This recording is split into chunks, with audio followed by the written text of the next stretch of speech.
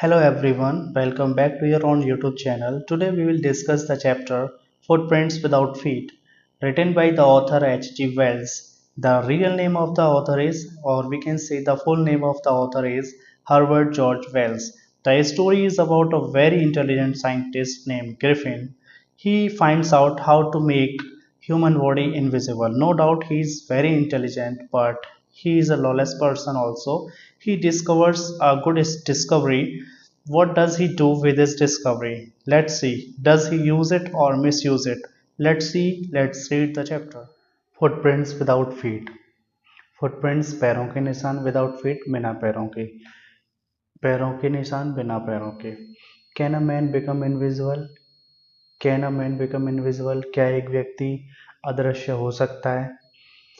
This is the story of a scientist who discovers how to make himself invisible. This is the story, ये कहानी है of a scientist, एक वैज्ञानिक की हो जो डिस्कवर्स पता लगाता है या खोजता है how to make himself invisible, कि कैसे अपने आप को अदृश्य करना है।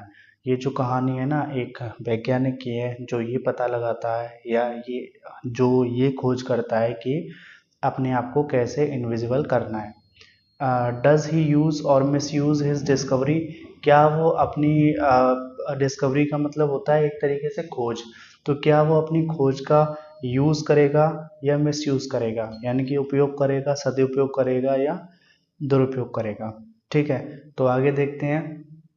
To boys started in surprise at the fresh muddy imprints of a pair of bare feet. Two boys started in surprise. दो लड़के आश्चर्यचकित हो गए एट फ्रेश मडी इम्प्रिंट्स कब, किस पे? फ्रेश मीन्स ताज़ा, मडी मीन्स कीचड़ वाले या गंदे, इम्प्रिंट्स मीन्स पैरों के निशान। सॉरी, यहाँ पे केवल हम निशान कह सकते हैं। तो दो बॉय आश्चर्यचकित हो गए किस पर? ताज़ा मिट्टी के या कीचड़ के निशानों पे। ठीक है, of a pair of bare feet, नंगे पैरों के। देखो अ पेयर ऑफ फीट का मतलब क्या हो गया? एक जोड़ा पैर, यानी कि एक जोड़ी पैर है, यानी कि दो पैरों से क्या कहेंगे? A pair of feet. तो यहाँ पे ऐसे कह सकते हैं, उन्होंने नंगे पैरों के निशान देखे, और जो पैरों के निशान थे वो कैसे थे? गंदे थे, ताज़ा ताज़ा थे। तो उनको देखकर वो जो लड़के थे वो क्या हो गए? आश्चर्यचकित हो गए। ठीक है, what was a bare footed man doing on the steps of a house in the middle of London, and where was the man? अब देखिए वो लड़के क्या कह रहे हैं, what was a bare footed man doing on the steps of a house. What was क्या था? अ बेयर फुटेड मैन एक नंगे पैर वाला व्यक्ति, डूइंग मीन्स कर रहा, ऑन द स्टेप्स मीन्स सीढ़ियों पे, ऑफ हाउस मीन्स एक घर की। तो एक घर की सीढ़ियों पे एक नंगे पैर वाला व्यक्ति क्या कर रहा था? ठीक है, इन the middle of London, London के बीच में। और वो जो घर कहाँ था? लंदन के बीचा बीच में था। And where was the man, और वो जो मैन था वो कहाँ था? वो आदमी कहाँ था? एज दे गेज्ड, जैसे ही उन्होंने देखा, a remarkable sight met their eyes, a remarkable sight, और एक अजीब सा दृश्य मीट मिलता है देयर आइज, उनकी आंखों से। तो जैसे ही उन्होंने देखा तो उनको एक अजीब सा दृश्य दिखा, ऐसे कह सकते हैं। ठीक है, अ fresh footmark appeared from nowhere. A fresh footmark appeared from nowhere. तो अब फ्रेश फुटमार्क, जो ताज़ा ताज़ा पैरों के निशान थे, ठीक है, वो कहाँ से आ रहे थे? पता नहीं। अपीयर मीन्स प्रतीत होना या आना, तो जो ताज़ा ताज़ा पैरों के निशान थे वो कहाँ से आ रहे थे ये पता ही नहीं था। Further footprints followed one after another, descending the steps and progressing down the street. अब देखिए, फर्दर फुटप्रिंट्स फॉलोड, तो जो फर्दर मीन्स आगे, फुटप्रिंट्स पैरों के निशान, फॉलो मीन्स अनुसरण करना होता है वैसे। तो यहाँ पे ये है कि जो पैरों के निशान थे, वन आफ्टर अनदर, पैरों के निशान आते चले जा रहे थे, एक के बाद एक पैरों के निशान बनते चले जा रहे थे। डिसेंडिंग द स्टेप्स, और सीढ़ियों से डिसेंड मीन्स नीचे उतरना, और जो निशान थे वो सीढ़ियों से नीचे उतर रहे थे। And progressing down the street, और प्रोग्रेसिंग मीन्स एक तरीके से यहाँ सेंस है कि आगे जा रहे थे, डाउन द स्ट्रीट मीन्स गली में। तो देखो पैरों के निशान एक के बाद एक बनते जा रहे थे और गली में आगे जा रहे थे, और वो सीढ़ियों से उतर रहे थे। द बॉयज फॉलोड, अब जो लड़के थे उन्होंने पैरों का पीछा किया, है ना, जैसे पैर जा रहे हैं तो लड़के भी उन पैरों के पीछे पीछे जाते हैं। फैसिनेटेड, वो आश्चर्यचकित थे। Until the muddy impressions became fainter and fainter and at last disappeared altogether। अब देखिए क्या होता है, द बॉयज फॉलोड फैसिनेटेड, तो उन्होंने, लड़कों ने आश्चर्यचकित होकर उन पैरों का पीछा किया। अनटिल, तब तक पीछा किया। The muddy impressions, impressions means वही निशान कह सकते हैं यहाँ पे। तो जो मडी मीन्स कीचड़ के जो निशान थे, बिकेम फेंटर और फेंटर, वो धुंधले और धुंधले होते जा रहे थे। एंड और at last disappeared all together, और अंत में क्या होता है, वो पूरी तरीके से गायब हो जाते हैं। ठीक है, अब एक बार दोबारा देख लेते हैं। दो लड़के थे, वो सरप्राइज हो गए थे कि ये ताज़ा ताज़ा मिट्टी के या कीचड़ के जो निशान है वो कहाँ से आ रहे हैं। ये जो निशान है वो दो पैरों के निशान है, और नंगे पैरों वाला व्यक्ति क्या कर रहा है, उस किस एक घर की सीढ़ियों पर, जो घर कहाँ पे, मिडिल ऑफ लंदन, यानी कि लंदन के बीच में है। और वो व्यक्ति कहाँ है, ठीक है, क्योंकि वो उनको दिख नहीं रहा है ना, और व्यक्ति तो दिख नहीं रहा है, तो यहाँ पे क्या होता है, केवल वो लड़कों को केवल क्या दिखता है, पैरों के निशान दिखते हैं। ठीक है, और जैसे जैसे वो देख रहे थे तो उनको एक अजीब सी चीज़ दिखी, ताज़ा ताज़ा पैरों के निशान पता नहीं कहाँ से आ रहे थे, और जो पैर थे वो एक के बाद एक बनते चले जा रहे थे, वो सीढ़ियों से नीचे उतर रहे थे और वो गली की ओर जा रहे थे। ठीक है, तो लड़के आश्चर्यचकित होकर उनके पीछे पीछे गए, और वो तब तक उनके पीछे गए जो कीचड़ के जो निशान थे वो एकदम गायब ना हो गए पूरी तरीके से, है ना, और अंत में वो पूरी तरीके से गायब हो गए। फेंटर एंड फेंटर की मीन्स होता है धुंधला हो जाना। The explanation of mystery was really simple enough. Mystery means रहस्य होता है, एक्सप्लेनेशन मीन्स ऐसे कह सकते हैं एक तरीके से व्याख्या। तो रहस्य की व्याख्या वास्तव में बहुत साधारण सी थी। तो जैसे the bewildered boys had been following a scientist who had just discovered how to make the human body transparent। तो देखो यहाँ पे मिस्ट्री, ये जो हो रहा है वो सब रहस्य हो रहा है, रहस्य हो रहा है। ठीक है, तो उस रहस्य का जो एक्सप्लेनेशन था, ऐसे कह सकते हैं, जो भी वहाँ पर रहस्य भरी चीज़ें हो रही थी, रहस्यमय चीज़ें हो रही थी, उसको अगर हम एक्सप्लेन करें, उसका अगर विवरण दें, तो वो बिल्कुल सिंपल सा था।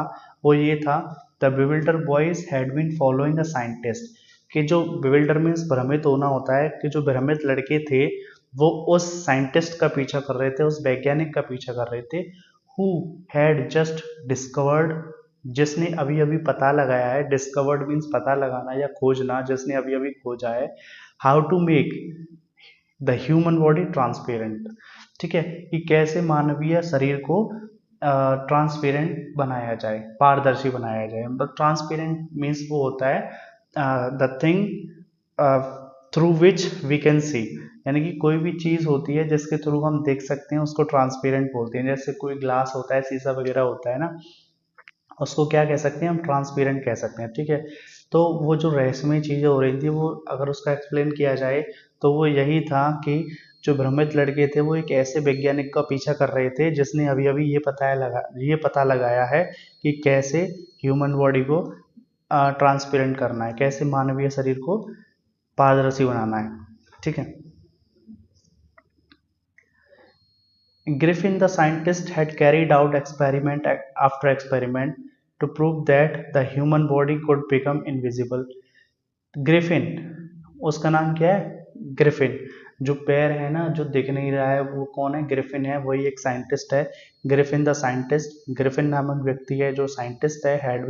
Had carried out experiment after experiment, तो ग्रिफिन नामक साइंटिस्ट ने क्या करे हैं, प्रयोग पे प्रयोग करे हैं। ठीक है, कैरीड आउट मीन्स करना है, एक्सपेरिमेंट आफ्टर एक्सपेरिमेंट, प्रयोग पे प्रयोग करते जाना। टू प्रूव, यह सिद्ध किया है, दैट की the human body could become invisible, the human body could become invisible, कि मानवीय शरीर को क्या किया जा सकता है, अदृश्य किया जा सकता है। ठीक है, अब देखिए फाइनली अंत में, ही swallowed certain rare drugs and his body became as transparent as a sheet of glass, though it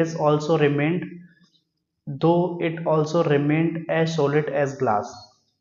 अब देखिए यहाँ पे फाइनली अंत में ही वह swallowed मीन्स निगल जाता है, खा जाता है, certain rare drugs, certain means ऐसे दुर्लभ ड्रग्स खा, रेयर मीन्स मतलब बहुत कम मिलने वाले, मुश्किल से मिलने वाले, तो ऐसे रेयर ड्रग्स को वो खा जाता है, ऐसे रेयर ड्रग्स को निगल जाता है ना, ऐसे रेयर ड्रग्स को निकल जाता है, एंड हिज बॉडी बिकेम, और उसकी बॉडी, उसका शरीर बन जाता है इतना पारदर्शी जितना अ शीट ऑफ ग्लास, जैसे कोई ग्लास होता है ना, तो ग्लास कैसा होता है, पारदर्शी, तो ग्लास के जितना पारदर्शी ही उसका शरीर बन जाता है, वो ऐसे कुछ रेयर ड्रग्स क्या करता है, निगल जाता है या खा जाता है, ठीक है।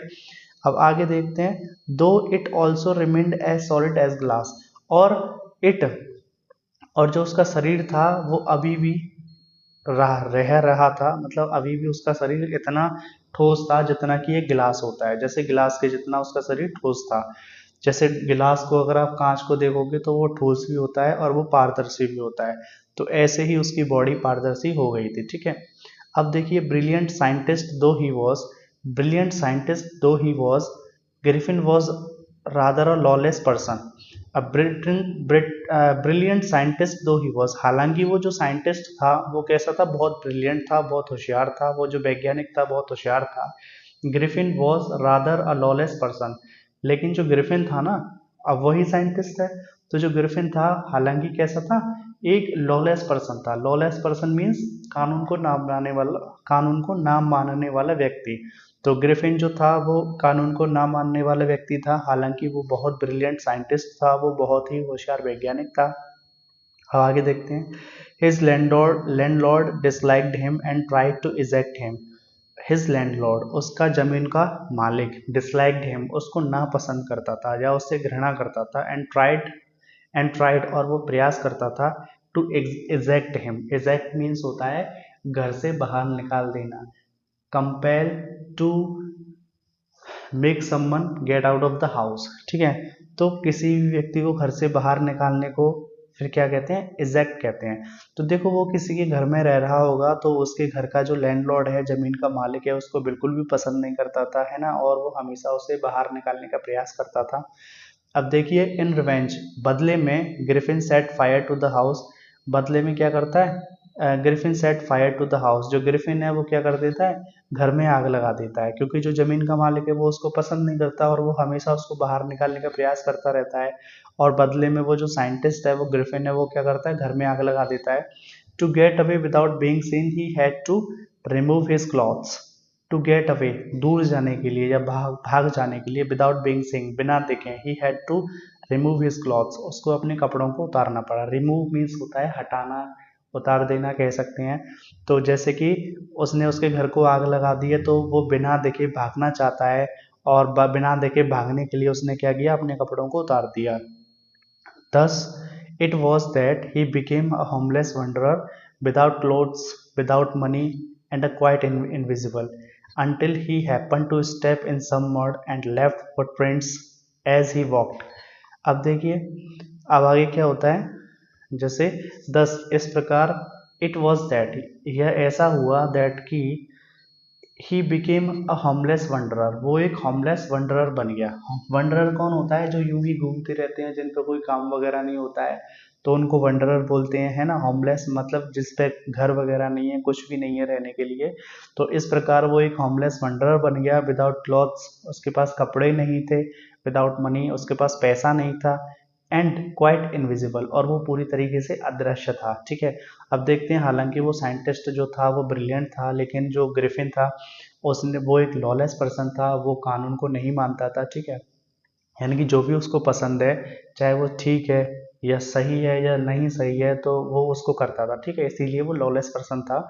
और जो ज़मीन का मालिक था, यानी कि जिसके घर में वो रहता था, वो उसको बिल्कुल पसंद नहीं करता था और हमेशा उसको बाहर निकालने का प्रयास करता था। बदले में क्या करता है, ग्रिफिन उसके घर को आग लगा देता है, और बिना देखे भागने के लिए, वो भागना चाहता था, और वो बिना देखे भागने के लिए वो क्या करता है, अपने कपड़ों को उतार देता है। इस प्रकार ऐसा होता है कि वो एक होमलेस वंडरर बन जाता है, बिना कपड़ों के, बिना पैसे के, और पूरी तरीके से इनविजिबल होता है ना। और इनविजिबल वो कब तक होता है, अनटिल, तब तक होता है, he happen to step in some word, he happened to step in some word, कि बाई चांस वो किसी भी मर्ड, किसी भी मिट्टी में या कीचड़ में पैर ना रख दे, या बाई चांस या दुर्भाग्य से उसने किसी मिट्टी में पैर रख दिया हो, तब तक वो क्या रहता है, इनविजिबल रहता है। And left footprints as he walked, और लेफ्ट फुटप्रिंट्स, और वो निशान छोड़ता है, पैरों के निशान छोड़ता है, एज ही वॉक, जैसे जैसे वो चलता है। तो देखो यहाँ पे क्या होता है, इस प्रकार वो क्या करता है, एक होमलेस वंडरर बन जाता है, कपड़े नहीं होते हैं, पैसा नहीं होता है, और वो अदृश्य होता है। और वो अदृश्य कब तक होता है, जब तक कि दुर्भाग्यवश वो किसी मिट्टी में या किसी कीचड़ में कदम ना रख दे। ठीक है, अगर वो किसी कीचड़ में या मिट्टी में कदम रखेगा तो उसके पैर बिगड़ जाएंगे, और जैसे जैसे वो आगे चलेगा तो वहां पे क्या आएंगे, फुटप्रिंट्स आएंगे। ठीक है, और जैसे जैसे वो चलेगा तो फुटप्रिंट्स आएंगे। आगे देखते हैं।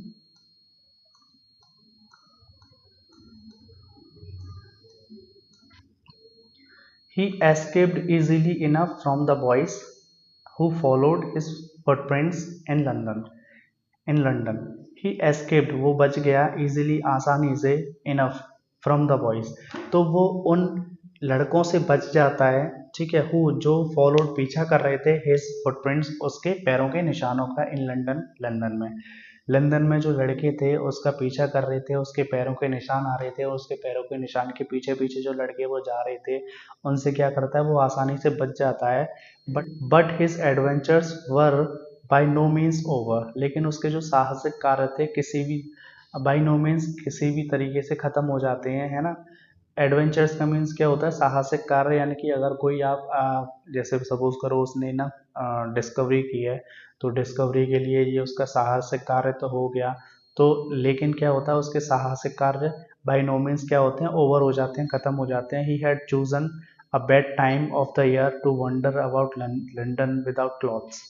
ही हैड चूजन, वो चुनता है, a bad time of the year, साल का एक बुरा समय, यानी कि साल में उसका बुरा समय चल रहा होता है, टू वंडर, टहलने के लिए, अबाउट लंदन विदाउट क्लॉथ्स।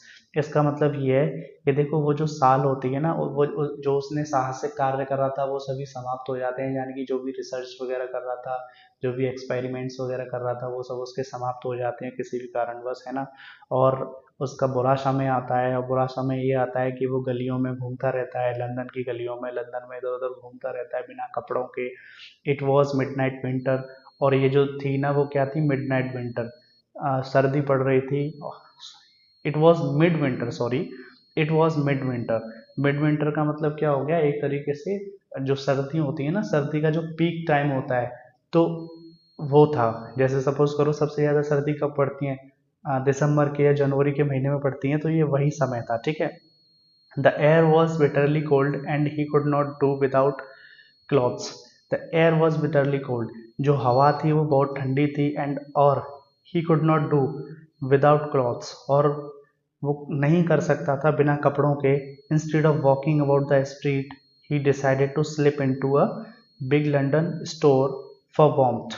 अब देखिए, अब क्या होता है, instead of walking about the streets, गलियों में टहलने के बजाय, ही डिसाइडेड, उसने फैसला किया, to slip into a big London store, कि वो किसी बड़े लंदन के स्टोर में चला जाएगा फॉर वार्मथ, गर्मी के लिए। जैसे सपोज करो कोई भी स्टोर शॉप है, सॉरी, बहुत बड़ी दुकान वगैरह है, तो उसमें अगर वो चले जाएगा तो वो क्या करेगा, उसको गर्मी मिलेगी, है ना। तो इधर उधर टहलने के बजाय, गलियों में टहलने के बजाय, उसने क्या किया, उसने ये फैसला किया कि वो बड़े लंदन स्टोर में चले जाए गर्मी के लिए। ठीक है, अब देखिए क्या होता है, closing time arrived and as soon as the doors were shut Griffin was able to give himself the pleasure of clothing and feeding himself without regard to expense. The closing time arrived, बंद होने का समय आ गया। जैसे suppose करो उसका मन क्या था कि वो किसी भी बिग लंदन स्टोर में अंदर चला जाएगा, वहाँ पे उसको गर्मी मिलेगी। तो जैसे नाइट हो जाती है तो दुकान वगैरह या बाजार वगैरह सब बंद होने लग जाता है, तो वही सेंस है क्लोजिंग टाइम अराइव, तो बंद होने का समय आ गया। एंड और एज सुन एज, जैसे ही द डोर्स वर शट, जैसे ही दरवाजों को बंद किया जा रहा था, Griffin was able to give himself the place, जैसे ही दरवाजे बंद हो गए, Griffin was able to give himself the pleasure of clothing, तो ग्रिफिन योग्य हो गया, या ऐसे कह सकते हैं ग्रिफिन दे पाया अपने आप को द प्लेजर ऑफ क्लोथिंग, कपड़ों का आनंद, है ना। एंड फीडिंग हिमसेल्फ, और वो अपने आप को खिला पाया। फीडिंग मीन्स खिलाना, खाना पीना खिलाना कह सकते हैं। तो अपने आप को खाना पीना खिला पाया विदाउट रिगार्ड टू एक्सपेंस, बिना खर्चा किए, ठीक है। विदाउट रिगार्ड टू एक्सपेंस का मतलब बिना खर्चे की चिंता किए या बिना खर्चा किए, उसने कोई भी खर्चा नहीं किया, फिर भी वो वहाँ पे खा पा रहा है और आ, कपड़ों का आनंद ले पा रहा है। क्योंकि जब स्टोर बंद हो जाता है तो वहाँ पे कोई भी नहीं होता, तो स्टोर में जो भी अवेलेबल है उन सब चीज़ों को वो यूज़ कर रहा है, कपड़े पहन रहा है ना, या फिर कुछ भी वहाँ पे खाने को है तो वो खा रहा है, और इसके लिए उसको कोई भी खर्च नहीं करना पड़ रहा है। He broke open boxes, broke open का मतलब होता है एक तरीके से तोड़ के खोल देना। ही ब्रोक ओपन बॉक्सेस, वो बॉक्सेस होते हैं जो भी बक्से वगैरह हैं या कुछ भी वहाँ पे डब्बे वगैरह रखे हैं, उनको तोड़ के वो खोल रहा है। रैपर्स, उनके रैपर्स को उतार रहा है। रैपर्स का मतलब वही हो गया, किसी भी कंपनी के टैग्स वगैरह लगे लगे रहते हैं तो उनको रैपर्स बोलते हैं। एंड और fitting himself out with warm clothes, और फिटिंग हिमसेल्फ, वो अपने आप को फिट कर रहा है आउट विद वार्म क्लॉथ्स, और अपने आप को गरम गरम गरम कपड़ों में वो क्या कर रहा है, फिट कर रहा है, या अपने आप को गरम गरम कपड़े वो पहना रहा है। सून विद शूज, और जल्दी से वो क्या पहन लेता है, जूते पहन लेता है। एन ओवरकोट, और एक ओवरकोट पहन लेता है। ओवरकोट क्या होता है, नी जो होते हैं ना हमारे घुटने, वहां तक बहुत बड़ा सा कोट होता है, वो घुटनों तक आता है, ठीक है, उसको ओवरकोट बोलते हैं। तो वो ओवरकोट पहन लेता है। एंड और अ वाइड ब्रिम्ड हैट, और एक बड़ी सी टोपी पहन लेता है। जैसे बड़ी सी एक टोपी होती है गोल गोल सी, उसको वाइड ब्रिम्ड हैट बोलते हैं। वाइड, वाइड मीन्स चौड़ी, ब्रिम्ड हैट बहुत बड़ी सी लंबी सी टोपी पहन लेता है। ही बिकेम फुली ड्रेस्ड, और वो बहुत पूरे कपड़े पहन लेता है ना। He became fully dressed, fully मतलब वो पूरी तरीके से कपड़े पहन लेता है, यानी कि पूरी बॉडी को ढक लेता है कपड़ों से। एंड विजिबल पर्सन, और अब वो क्या हो गया, विजिबल पर्सन, यानी कि अब वो देखने वाला व्यक्ति बन गया, यानी कि अब हम उसको देख सकते हैं, क्योंकि उसकी पूरी बॉडी पे कपड़े वगैरह आ गए तो नॉर्मल सी बात है वो दिखने लगेगा। पहले तो वो नेक्ड था तो इस वजह से दिख नहीं रहा था। अब देखिए, in the kitchen of the restaurant he found cold meat and coffee. In the kitchen of the restaurant, तो रेस्टोरेंट की किचन में ही फाउंड कोल्ड मीट, उसको ठंडी मीट मिलती है, एंड कॉफ़ी, और उसको कॉफ़ी मिलती है। एंड और he followed up the meal with sweets and wine taken from the grocery store. अब देखिए, he followed up, he followed up the meal, वो भोजन को खाता है, ठीक है, विथ स्वीट्स, जिसमें क्या होती है, मिठाइयाँ होती हैं, एंड वाइन, और क्या होता है, शराब होती है। Taken from the grocery store, जो कहाँ से ली गई थी, किराने की दुकान से, ठीक है, ग्रोसरी स्टोर। अब देखिए, finally he settle down to sleep on a pile of quilts. Finally, अंत में he settle down, settle down मतलब वो वहाँ पे अपने आप को बैठा लेता है, वहाँ पे बैठ जाता है टू स्लीप, सोने के लिए, ऑन अ पाइल ऑफ क्वेल्स, रजाइयों के ढेर पे। तो वहाँ पे बहुत सारी रजाइयाँ वगैरह होंगी, तो वहाँ पे रजाइयों के ढेर पे वो सोने के लिए बैठ जाता है। क्लोजिंग टाइम अराइव, देखो जैसे ही बंद होने का समय आता है वैसे ही वो क्या करता है, जैसे बंद होने का समय होता है वैसे ही क्या होते हैं, दरवाजे बंद हो जाते हैं।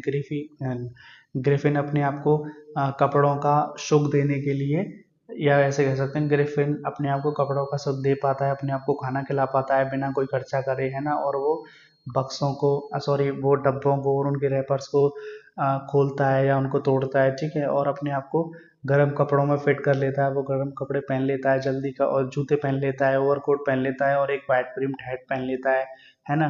He became a fully dressed and visible person, वो पूरे कपड़े पहन लेता है और एक दिखने वाला व्यक्ति बन जाता है। और रेस्टोरेंट की किचन में उसको क्या मिलती है, एक ठंडी मीट मिलती है, कॉफ़ी मिलती है, और वो उस खाने को खा जाता है जिस खाने में क्या होता है, स्वीट्स होती हैं और वाइन होती है, जो ग्रोसरी स्टोर से ली गई थी। और अब लास्ट में क्या करता है, वो वहीं पे रजाइयों के ढेर पे सो जाता है, ठीक है। अब आगे देखते हैं, if only Griffin had to manage to wake up in good time all might have been well. Manage to wake up, अब देखिए, if only Griffin had to manage to wake up in good time all might have been well. अगर Griffin अपने आप को सही समय पे उठा लेता, ठीक है, अगर ग्रिफिन अपने आप को सही समय पे उठा लेता, all might have been well, तो सब कुछ ठीक होता। एज इट वॉज, जैसा कि यह था, he did not wake up until the assistants were already arriving next morning. अब देखिए, एज इट वॉज, जैसा कि यह था, he did not wake up, यह जगा नहीं या यह उठा नहीं, अनटिल, तब तक नहीं उठा जब तक कि the assistants were already arriving the next morning, यानी कि जो असिस्टेंट्स थे, सहायक थे वहाँ पे, मॉर्निंग को, अगली मॉर्निंग को पहले से ही आ जाते हैं, यानी कि वो सोया हुआ है उस स्टोर में और वहाँ पे असिस्टेंट्स आ गए हैं लेकिन वो फिर भी उठा नहीं है। अगर वो पहले ही उठ जाता तो बहुत अच्छा होता। When he saw a couple of them, जब उसने उन दोनों को देखा, ठीक है, ये दोनों हैं असिस्टेंट्स और ये ग्रिफिन हमारा, और ये स्टोर है, ये यहाँ से भाग के आ रहा है। तो कैसे भागेगा अब वो यहाँ पे देखेंगे। When he saw a couple of them approaching, जब उसने उन दोनों को आते हुए देखा, he panicked and began to run. He panicked, वो घबरा गया, began to run, और वो क्या करने लगा, दौड़ने लगा। They naturally gave chase. अब देखो गेव चेस का मतलब होता है फॉलोड, पीछा करना। तो चेस, तो वो क्या करते हैं, नेचुरली मीन स्वाभाविक रूप से उसका पीछा करते हैं। नॉर्मल सी बात है कि अगर हमारे कोई स्टोर में घुस आएगा तो हम भी उसका पीछा करेंगे, हम भी उसको पकड़ेंगे, हम भी उसको पनिश करेंगे, ठीक है। तो वो घबरा गया और वो भागने लगता है और वे स्वाभाविक रूप से या आमतौर से उसके पीछे भागते हैं, है ना। इन द एंड, अंत में, he was able to escape only by quickly taking off his newly found clothes. In the end, अंत में, he was able to escape, वो बच पाया, by only by quickly taking off his clothes, taking off his newly found clothes. तो देखो newly means नए कपड़े जो उसको पाए थे, जो नए कपड़े उसको मिले थे उनको उतार कर, जल्दी जल्दी से उतार कर वो अपने आप को बचा पाया, ठीक है। जब वो केवल तभी बचा पाया जब उसने वो सारे कपड़े उतार दिए जो उसको अभी अभी नए नए मिले हैं, ठीक है। So once more he found himself invisible but naked in the chilly January air. So इसलिए वंस मोर, या तो कह सकते हैं, तो वंस मोर, एक बार फिर, ही फाउंड हिमसेल्फ इनविजिबल, फिर वो अपने आप को अदृश्य पाता है, ठीक है। बट नेक्ड, और without, naked means without cloth, बिना कपड़ों के, ठंडी जनवरी की हवा में। अब देखो जनवरी का महीना है और ठंडी ठंडी हवा चल रही है, तो उस ठंडी जनवरी की हवा में वो अपने आप को नंगा पाता है या बिना कपड़ों के पाता है ना, और वो अपने आप को अदृश्य कर लेता है, ठीक है। जैसे सपोज करो वो लोग सुबह सुबह वहाँ पे आ गए थे, वो जगह नहीं था, तो जब वो देखते हैं कि कोई हमारे स्टोर में है तो वो क्या करते हैं, उसके पीछे जाते हैं। वो घबरा गया, वो भागने लगा, ठीक है, और वो स्वाभाविक रूप से उसका पीछा करते हैं। अंत में क्या होता है, वो अपने कपड़ों को, जो नए नए कपड़े उसको मिले थे, उनको जल्दी से उतार कर वो अपने आप को बचाने में योग्य हो जाता है या बचा पाता है, ठीक है। एक बार फिर वो अपने आप को अदृश्य कर लेता है और अपने आप को विदाउट क्लॉथ कर लेता है ठंडी जनवरी की हवा में, ठीक है। अब आगे देखते हैं। दिस टाइम, यह समय, this time he decided to try the stock of a theatrical company in the hope of finding not only clothes but also something that would hide the empty space above his shoulders। अब देखो above his shoulders, कंधों के ऊपर क्या होता है, नेक होती है, हमारी गर्दन होती है, और हमारा पूरा फेस होता है, हेड वगैरह होता है, यानी कि हमारा पूरा क्या वो होता है हमारा, मतलब हेड वगैरह और फेस वगैरह, गर्दन वगैरह होती है ना। दिस टाइम, इस बार क्या, ही डिसाइडेड, वो फैसला करता है, टू ट्राई, प्रयास करने का, द स्टॉक, स्टॉक मीन्स वैसे भंडार होता है, ऑफ अ थिएट्रिकल कंपनी, तो नाटकीय कंपनी। अब देखिए सपोज करो कोई ऐसी जगह पे वो जा रहा है जहाँ पे एक्टिंग वगैरह होती है ना, तो या थिएटर है, वहाँ पे वो जाने का प्रयास कर रहा है, तो वो ये कह रहा है कि मैं वहीं पे जाऊँगा, वहीं पे स्टॉक पे जाऊँगा, और in the hope of finding, वो इस आशा में जाता है कि वो पाएगा नॉट ओनली क्लॉथ्स, ना केवल उसको वहाँ पे कपड़े मिलेंगे, बट ऑल्सो समथिंग, लेकिन कुछ ऐसी चीज़ भी मिलेगी, दैट वुड हाइड, जो छिपा देगी, द एम्प्टी स्पेस, खाली जगह को, अबव हिज शोल्डर, उसके कंधों के ऊपर। तो उसका सिर है, उसका और क्या है ना, गर्दन है और उसका मुंह है, तो उसको छिपाने के लिए वो क्या करता है, एक थ्रेटिकल कंपनी में जाता है ना, वो वहाँ जाने का प्रयास करता है और वो ये सोचता है कि वहाँ पे ना केवल कपड़े मिलेंगे लेकिन कुछ ऐसी चीज़ भी मिलेगी जो उसके ऊपर चेहरे को भी ढक देगी, ठीक है। अब देखिए, सिवरिंग विद कोल्ड, ठंड से कांपता हुआ, ही हरी टू ड्रूरी लेन, तो वो ड्यूरी लेन में जाने की जल्दी करता है, ठंड से कांपता हुआ वो ड्यूरी लेन में जल्दी से जाने का प्रयास करता है, the centre of the theatre world, और जो थिएटर वर्ल्ड का सेंटर था। सपोज करो वो किसी थिएटर में जा रहा है, तो थिएटर के बीचा बीच में जाता है वो, ठीक है, ड्यूरी लेन में। अब लेन क्या होती है, एक तरीके से सपोज करो किसी विलेज में पतली पतली सी गलियां वगैरह होती हैं, उनको लेन बोलती हैं। या जैसे सपोज करो बड़े बड़े हाईवे होते हैं, नेशनल हाईवे होते हैं, तो उन पे जो मान के चलो कहते हैं ना 6 लाइन है, 8 लाइन है, 4 लाइन है, तो जो जो लाइंस के बीच में जो जिस पे व्हीकल्स चलते हैं उनको भी लेन बोलते हैं वैसे तो। या फिर रास्ते वगैरह भी होते हैं पतले पतले से, ठीक है। अब देखिए इस बार वो ये फैसला करता है कि वो किसी थिएटर में चला जाएगा, और उसकी आशा है कि उसको ना केवल कपड़े मिलेंगे बल्कि कुछ ऐसी चीज़ भी मिलेगी जो उसके चेहरे वगैरह को ढक देगी, ठीक है, जो उसके शोल्डर के ऊपर है। और वो ठंड से कांपता हुआ जल्दी से ड्यूरी लेन में जाता है, जो the centre of the theatre world, जो उस थिएटर का बीचा बीच है, ठीक है, थिएटर के बीच में है। ही सून फाउंड अ सुइटेबल शॉप, उसे जल्दी से एक उपयुक्त दुकान मिल जाती है। He made his way invisible upstairs and came out a little letter wearing bandages around his forehead, dark glasses, false nose, a big bushy side whiskers and a large hat। आप देखिए उसको जल्दी से क्या होती है, एक उपयुक्त दुकान मिल जाती है। ही मेड हिज वे, वो अपने रास्ते चलता है, इनविजिबल अदृश्य होकर, अपस्टेयर्स वो सीढ़ियों पे ऊपर चढ़ता है। देखो उसको एक दुकान मिलती है और तो वो अपने रास्ते में चलता है, और इनविजिबल है, वो अदृश्य है, ठीक है, अपस्टेयर्स, अब वो सीढ़ियों पे चढ़ता है। And came out a little letter wearing bandages, came out, और फिर देखो वो उस दुकान में अंदर चला गया सीढ़ियों से ऊपर चढ़ के, ठीक है। Came out and came out, फिर वो क्या होता है, अ लिटिल लेटर, थोड़ी देर बाद वो बाहर आता है, वियरिंग बैंडेजेस, वियरिंग पहनकर, बैंडेजेस पट्टियां, पट्टियां पहनकर बाहर आता है। राउंड हिज फोरहेड, जो उसके फोरहेड मीन्स वैसे माथा होता है, जो उसके पूरे ऊपर फेस पे लगी हुई हैं पट्टियां बांध के लपेट के आता है वो। डार्क ग्लास, और काले चश्मा पहन के आता है। फाल्स नोज, और एक नकली नकली नाक लगा लेता है। Big bushy side whiskers, big means big bushy side whiskers, अब जैसे बड़ी बड़ी साइड में गालों पे मूंछें होती है ना, तो वो बिग बुशी मतलब बहुत ज़्यादा घनी मूंछों को लगा लेता है। एंड लार्ज हैट, और एक बड़ी सी टोपी लगा लेता है, ठीक है। अब देखिए to escape without being seen, बचने के लिए बिना किसी को दिखे, he callously attacked the shopkeeper from behind, after which he robbed him of all the money he could find.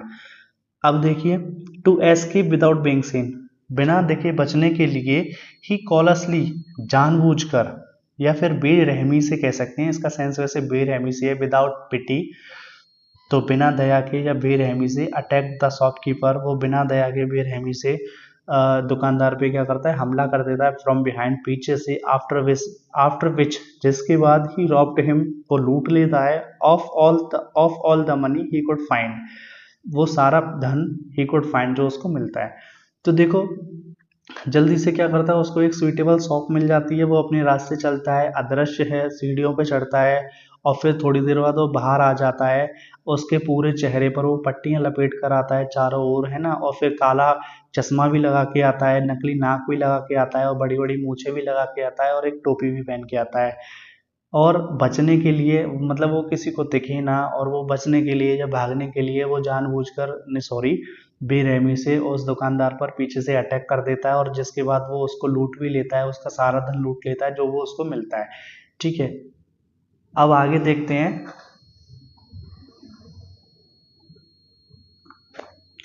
Eager to get away from crowded London, he took a train to the village of Iping, where he booked 2 rooms at the local inn. Eager, वो उत्सुक था, to get away, भागने के लिए, from the crowded London, उस भीड़ भरे London से। तो लंदन में बहुत ज़्यादा भीड़ होगी, तो वहाँ से भागने के लिए वो बहुत उत्सुक था, या वो बहुत इच्छुक था, है ना। ही टुक अ ट्रेन, वो एक ट्रेन को पकड़ता है, टू द विलेज ऑफ आइपिंग, आइपिंग नामक एक विलेज है, गांव है, ठीक है। वो वहाँ पे जाने के लिए एक ट्रेन पकड़ता है, वेयर ही बुक 2 रूम्स, जहाँ पे उसने 2 कमरे बुक किए थे, एट द लोकल इन, जो स्थानीय इन पे था। इन मीन्स वैसे धर्मशाला वगैरह होती है, ये एक ऐसा प्लेस जहाँ पे लोगों को एक तरीके से शरण मिलती है, शेल्टर मिलती है, ठीक है, तो धर्मशाला बोल सकते हैं। अब देखिए वो उस भीड़ भीड़ भरे लंदन से बचने के लिए इच्छुक था, वो वह वहाँ से दूर जाने के लिए इच्छुक था। तो वो आइपिंग नामक विलेज जाने के लिए एक ट्रेन पकड़ता है, जहाँ पे उसने 2 रूम्स बुक किए थे एट द लोकल इन, किसी स्थानीय धर्मशाला में या किसी स्थानीय होटल में, ऐसे कह सकते हैं, ठीक है। The arrival of a stranger at an inn winter was in any case an unusual event. The arrival means आगमन, ऑफ ए स्ट्रेंजर एक अजीब व्यक्ति का, एट एन इन एक किसी धर्मशाला में या किसी होटल में, इन विंटर सर्दियों के मौसम में, वॉज इन एनी केस किसी भी मामले में, एन अनयूजुअल इवेंट क्या था, एक असामान्य घटना थी। जैसे सपोज करो सर्दियों के मौसम में इनमें ज़्यादातर कोई लोग आते नहीं हैं, ठीक है, तो वहाँ पे एक अजीब सा व्यक्ति आता है और ये किसी भी मामले में एक क्या थी, एक असामान्य सी घटना थी, यानी कि नॉर्मल सी उस टाइम जिस टाइम पे वो गया था, विंटर के समय पे वो गया था, उस टाइम पे कोई भी आता नहीं है, तो सबको अजीब अजीब लग रहा था कि ये क्यों आया है फिर यहाँ पे, है ना। अब देखते हैं, a stranger of such uncommon appearance set all tongues weighing. A stranger एक अजीब व्यक्ति, of such uncommon appearance, uncommon means असामान्य, अपीयरेंस मीन्स वेशभूषा या शक्ल सूरत कह सकते हैं। तो ऐसी असामान्य सी वेशभूषा वाला या शक्ल सूरत वाला एक अजीब व्यक्ति, सेट ऑल टंग्स वैगिंग, सभी की जुबान को हिलाने पे मजबूर कर देता है। यानी कि वहाँ पे वो उसका अजीब सा वेशभूषा था, वहाँ पे उसका अजीब सा वेशभूषा था, ठीक है, और उसकी शक्ल सूरत बहुत अजीब सी है, असामान्य सी है, और वो अजीब सा व्यक्ति भी है। तो सब लोग क्या करते हैं, वो बोलने लग जाते हैं कि यार ये कौन सा है, ये कैसा व्यक्ति है अजीब सा, है ना, हमने तो ऐसा व्यक्ति कभी देखा नहीं है। Mrs Hall the landlord's wife made every effort to be friendly, but Griffin had no desire to talk and told her my reason for coming to Epping is a desire for solitude. अब देखिए Mrs Hall हैं the landlord's wife, जो उस जमीन के मालिक की या जो उस इन के मालिक की वाइफ है ना, वहाँ की मालकिन है वो Mrs hall. Made every effort वो हर प्रयास करती हैं, टू बी फ्रेंडली दोस्त मतलब फ्रेंडली मीन्स एक तरीके से मित्रवत बनने के लिए, उससे फ्रेंडशिप करने के लिए, है ना, तो वो क्या करती हैं, हर प्रयास करती हैं, बट लेकिन Griffin had no desire to talk, लेकिन ग्रिफिन की कोई इच्छा नहीं थी बात करने की, एंड और टोल्ड हर और उससे कहता है यार, उसको बताता है, my reason for coming to Iping, Iping आने का मेरा कारण है, इज अ डिजायर मेरी इच्छा है, फॉर सॉलिट्यूड एकांत, यानी कि अब देखिए, तो इसमें ये कहना चाह रहा है कि मिसेस हॉल जो हैं वो लैंडलॉर्ड की वाइफ हैं और वो हर प्रयास करती हैं उसके साथ दोस्ती करने की, उससे बात करने की, लेकिन ग्रिफिन की बात करने की कोई इच्छा नहीं थी, और वो उससे कहता है कि मेरा यहाँ पे आने का कारण है, एपिंग आने का जो मेरा कारण है कि मैं एकांत चाहता हूँ, तो please don't talk to me, है ना। अब देखिए, I don't wish to be disturb in my work, I don't want to be disturb, मैं नहीं चाहता कि मुझे कोई डिस्टर्ब करे या मेरे मेरे काम में बाधा डाले, है ना, इन माई वर्क। बिसाइड्स इसके अतिरिक्त an accident has affected my face, और इसके अतिरिक्त एक दुर्घटना ने मेरे चेहरे को प्रभावित कर दिया है, ठीक है। अब देखिए वो ये नहीं वो कह रहा है कि मैं नहीं चाहता मेरे काम में कोई बाधा डाले, है ना, और इसके अतिरिक्त मेरे साथ कोई एक्सीडेंट हुआ था, मेरी दुर्घटना हो गई थी जिसमें मेरा चेहरा खराब हो गया था, वो ये भी कहना चाह रहा है, क्योंकि वो चेहरों पे बहुत सारी एक तरीके से पट्टियाँ वगैरह लपेट ली है, यानी क्या क्या पहन लिया, बड़ी बड़ी मूछें लगा ली हैं, काला चश्मा पहन लिया है और एक बड़ी सी नाक पहन ली है ना, तो सब लोग अजीब सा व्यक्ति लग रहा है, तो फिर इसीलिए वो फेस का रीज़न भी दे रहा है कि मेरा एक एक्सीडेंट हो गया था, तो I don't want to show my face to everyone, ठीक है, so please don't force me that I will show you my face, ठीक है, तो ये सेंस है।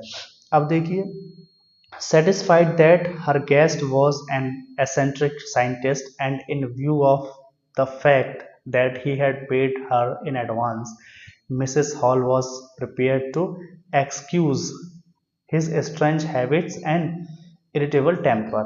Excuse का मतलब यहाँ पे नज़रअंदाज करने का सेंस है, ठीक है। सेटिस्फाइड वो संतुष्ट थी, मिसेस हॉल संतुष्ट थी, दैट की इस बात से संतुष्ट थी कि हर guest was an eccentric scientist, कि उसका जो गेस्ट है, उसका जो मेहमान है, वो क्या है, एक सन की वैज्ञानिक है, यानी कि वो तुनक मिजाज व्यक्ति है, हाल गुस्सा हो जाता है, ठीक है।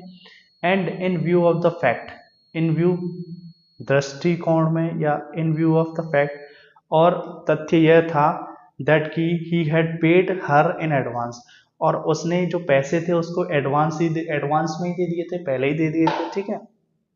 और आगे देखिए, Mrs Hall was prepare to excuse his strange habits and irritable temper. Irritable temper का मतलब क्या होता है, चिड़चिड़ा कर देने वाला स्वभाव। स्ट्रेंज हैबिट मीन्स अजीब अजीब आदतें, है ना। अब देखिए, मिसेस हॉल तैयार हो गई उसकी अजीब अजीब आदतों को या उसके चिड़चिड़े स्वभाव को नज़रअंदाज करने के लिए, ठीक है। अब देखिए, वो इस बात से संतुष्ट थी कि उसका जो वैज्ञानिक है, उसका जो मेहमान है, वो क्या है, एक सनकी व्यक्ति है। और तथ्य ये भी था कि उसने पहले से ही पैसे दे दिए थे। तो मिसेस हॉल बिल्कुल तैयार हो जाती हैं, मिसेस हॉल उसको इग्नोर कर देती हैं, उसकी अजीब अजीब आदतों को इग्नोर कर देती हैं, और उसके तुनक मिजाज को या फिर उसके चिड़चिड़े, जो भी उसका चिड़चिड़ा स्वभाव है ना, उसको भी वो इग्नोर कर देती है ना। फिर वो भी उससे बात करना पसंद नहीं करती हैं, वो भी उससे जो वैज्ञानिक ने कहा है वो उसको फॉलो करते हैं, ठीक है। But the stolen money did not last long, but लेकिन द स्टोलन मनी, जो चुराया हुआ पैसा है, डिड नॉट लास्ट लॉन्ग, ज़्यादा नहीं चलता या ज़्यादा नहीं चला। जैसे कि वो वहाँ पे गया था, उस शॉप में गया था, वहाँ से उसने पैसे चुराए थे, शॉपकीपर को पीछे से एक तरीके से अटैक कर दिया था, तो वहीं से तो पैसे लेके आया वो। तो यही इसमें यही सेंस है कि जो चुराया हुआ पैसा है वो ज़्यादा दिनों तक नहीं चला। एंड और presently Griffin had to admit that he had no more ready cash. He pretended, however, that he was expecting a check to arrive at any moment. अब देखिए क्या होता है, एंड और प्रेजेंटली, अब ग्रिफिन हैड टू एडमिट, अब Griffin को स्वीकार करना पड़ा that he had no more ready cash, कि उसके पास अब कैश नहीं है, यानी कि कैश का मतलब क्या है, नोट्स वगैरह नहीं है, पैसे नहीं है उसके पास, ठीक है। ही प्रिटेंडेड, उसने बहाना बनाया, हाउ एवर, हालांकि, दैट की ही वॉज एक्सपेक्टिंग, वो आशा कर रहा है, अ चेक, कि एक उसके पास चेक टू अराइव, आएगा, आने वाला है, एट एनी मोमेंट, किसी भी क्षण, किसी भी पल। तो देखिए, अब एक बार सेटिस्फाइड से पूरा देख लेते हैं। तो वो इस बात से संतुष्ट थी मिसेस हॉल की उसका जो मेहमान है वो एक सन की वैज्ञानिक है, और तथ्य ये भी था कि उसने पैसे पहले ही दे दिए थे। मिसेस हॉल अब क्या होती हैं, इग्नोर कर देती हैं उसकी स्ट्रेंज हैबिट्स को और इरिटेबल टेम्पर को, है ना। लेकिन चुराया हुआ पैसा ज़्यादा दिन तक नहीं चलेगा। अब ग्रिफिन क्या करता है, ग्रिफिन स्वीकार कर लेता है कि उसके पास कैश नहीं है, उसके पास पैसा नहीं है, और वो ये बहाना बनाता है कि उसके पास ना एक चेक आने वाला है, किसी भी टाइम पे आ जाएगा, तो आ ही जाएगा, ठीक है। अब देखिए, shortly afterwards a curious episode occurred, shortly afterwards, थोड़ी देर बाद, अ क्यूरियस एपिसोड अकर्ड, तो एक विचित्र घटना घटती है, क्यूरियस, विचित्र। Very early in the morning a clergyman and his wife were awakened by noises in the study. In the study का मतलब होता है पढ़ने वाला कमरा, ठीक है। Shortly afterwards a curious episode occurred, तो कुछ ही देर बाद एक अजीब सी घटना घटती है। Very early in the morning, बहुत जल्दी सुबह, a clergyman and his wife, clergyman means पुजारी कह सकते हैं या पादरी कह सकते हैं, वर अवेकन्ड, जगा दी गई, बाई नॉइज, किसी आवाज से। तो वहां पे एक आवाज हो रही थी, तो उस आवाज ने क्लर्जीमैन को और उसकी वाइफ को जगा दिया, पुजारी को और उसकी वाइफ को जगा दिया, जल्दी जल्दी सुबह जगा दिया, ठीक है। इन द स्टडी, अध्ययन रूम में। अब देखिए, क्रीपिंग डाउन स्टेयर्स, अब वो क्रीपिंग मतलब क्या होता है, रेंगना कह सकते हैं, पेट के बल चलना कह सकते हैं, क्रीपिंग डाउन स्टेयर्स, तो वो रेंग कर नीचे जाती हैं सीढ़ियों से, वो दोनों जा रहे थे, clergyman and his wife. They heard the chink of money being taken from the clergyman's desk. अब they heard the chink of money, वो पैसे की आवाज को सुनते हैं, ठीक है। साउंड ऑफ कॉइन, जैसे सपोज करो कॉइन का जो साउंड होता है या फिर नोट्स का जो साउंड होता है तो उसको चिंक बोलते हैं। तो वो पैसे की आवाज को सुनती है, बीइंग टेकन, जो ली जा रही थी, फ्रॉम क्लर्जीमैन्स डेस्क, पुजारी या पादरी की मेज से। तो वहां से क्लर्जीमैन की जो डेस्क है, जो टेबल है, वहां से पैसे को चुराया जा रहा था, तो वो इस आवाज को सुनते हैं। तो वहां पे वही शोर था, है ना, किसमें, स्टडी रूम में। इससे वो जग जाते थे, सॉरी इससे वो जग गए थे, वाइफ और क्लर्जीमैन दोनों जग गए थे, ठीक है। तो वो क्या करते हैं, बहुत रैंक रैंक के नीचे सीढ़ियों से उतरते हैं। अब आगे देखते हैं, without making any noise and with a poker grasped firmly in his hand, the clergyman flung open the door, surrender, without making any noise, कोई भी शोर करे बिना, है ना। एंड और विद अ पोकर, पोकर का मीन्स क्या होता है, एक छड़ होती है, जैसे a metal rod with a handle, ठीक है। फर्मली, दृढ़ता से, in his hand, grasped firmly in his hand, तो देखो कोई भी शोर नहीं करा उन्होंने, ठीक है। और उनके हाथ में एक पोकर था जो बहुत कस के पकड़ा हुआ था। Clergyman flung open the door, clergyman क्या करते हैं, झटके से दरवाजे को खोल देते हैं, सरेंडर, और क्या बोलते हैं, सरेंडर हो जाओ, आत्मसमर्पण कर दो, है ना। अब देखिए, then to his amazement he realized that the room appeared to be empty. then to his then to his amazement, फिर टू हिज अमेजमेंट वो बहुत आश्चर्यचकित हो गया, ही रियलाइज्ड, उसने देखा या उसने महसूस किया, दैट की द रूम अपीयर्ड, रूम लग रहा था टू बी एम्प्टी, खाली। तो देखो वो आश्चर्यचकित हो गया जब उसने यह फील किया कि जो रूम है वो तो खाली है, जो वो कमरा है वो खाली है। He and his wife looked under the desk, वह और उसकी पत्नी ने डेस्क के नीचे देखा, मेज के नीचे देखा, एंड बिहाइंड द कर्टेन्स, और पर्दों के पीछे देखा, एंड और इवन अप द चिमनी, और ऊपर चिमनी में भी देखा। जैसे सपोज करो एक रूम है, रूम में एक फायर प्लेस होता है, तो वो फायर प्लेस होता है ना, तो उस फायर प्लेस में से ही एक जगह होती है जिससे धुआं ऊपर बाहर निकल जाता है घर में से, तो उसको चिमनी बोलते हैं, ठीक है। तो यही सेंस है। वो आश्चर्यचकित हो गया क्लर्जीमैन, है ना, और वो ये देखता है कि कमरा तो खाली है। वह और उसकी पत्नी कहाँ देखते हैं, डेस्क के नीचे देखते हैं, कर्टेन्स पर्दों के पीछे देखते हैं, और ऊपर चिमनी में देखते हैं। There wasn't a sign of anybody, किसी भी व्यक्ति का निशान नहीं था, ठीक है। यट, फिर भी, the desk had been open, फिर भी क्या होता है कि मेज को खोला खोला गया था, एंड और the house keeping money was missing, house keeping money क्या थी, वो मिसिंग थी, गायब थी। हाउस कीपिंग मनी मीन्स होता है कि घर को चलाने का पैसा या घर को मैनेज करने का जो पैसा था, हाउस कीपिंग मनी थी, वो गायब हो गई थी। एक्स्ट्रा ऑर्डिनरी अफेयर, ये जो मामला था ना, वो बहुत एक्स्ट्रा ऑर्डिनरी था, मामला बहुत असाधारण था, है ना, बहुत अजीब सी बात थी। The clergyman kept saying for the rest of the day, clergyman पूरे दिन यही कहता रहा, क्या कहता रहा, एक्स्ट्रा ऑर्डिनरी अफेयर, मतलब बहुत अजीब सी बात हो गई। क्या बात हो गई कि वो कमरे में गया और उसने, मतलब पहले तो वो जग गया था किसी नोइज से, है ना, फिर क्या करता है, वो हौले हौले धीरे धीरे सीढ़ियों से उतर के नीचे जाता है और वो कमरे को खोलता है, वो देखता है कमरा तो खाली है। उसकी पत्नी ने डेस्क के नीचे देखा और पर्दों के पीछे देखा, चिमनी में देखा, ऊपर कोई भी नहीं था वहां पे, ठीक है। डेस्क खोली गई थी और हाउसकीपिंग मनी गायब हो गई थी। तो ये क्या था, एक्स्ट्रा ऑर्डिनरी अफेयर था, और ये चीज क्लर्जीमैन पूरे दिन कहता रहा, ठीक है। अब देखते हैं, बट, लेकिन, it was not as extraordinary as the behaviour of Mrs Hall's furniture a little later that morning. अब देखिए, बट, लेकिन, it was not as extraordinary as the behavior of Mrs. Hall's furniture a little later that morning. अब उस उसी सुबह थोड़ी देर बाद मिसेस हॉल का जो फर्नीचर था उसका व्यवहार इतना असाधारण था जितना कि वह नहीं था। जैसे सपोज करो पहले कौन सी चीज हुई है कि वो रूम में जाते हैं और रूम को खोलते हैं, वहां पे उनको कोई भी नहीं दिखता है, डेस्क के नीचे देखते हैं, पर्दों के पीछे देखते हैं, ऊपर चिमनी में देखते हैं, तो वो क्या कह रहे थे, ये तो बहुत एक्स्ट्रा ऑर्डिनरी बात थी। लेकिन ये वाली बात इतनी एक्स्ट्रा ऑर्डिनरी नहीं थी जितना कि वो व्यवहार था मिसेस हॉल के फर्नीचर का, जो थोड़ी ही देर बाद उस मॉर्निंग को हुआ था। क्या हुआ था, फर्नीचर का व्यवहार क्या था, फर्नीचर के साथ क्या हुआ था, ऐसा देखते हैं। The landlord and his wife were up early were up very early and were surprised to see that scientist's door wide open. The landlord, जमीन का मालिक, या जमीन का स्वामी कहते हैं, या फिर कह सकते हैं उस होटल का मालिक या उस इन का मालिक, है ना।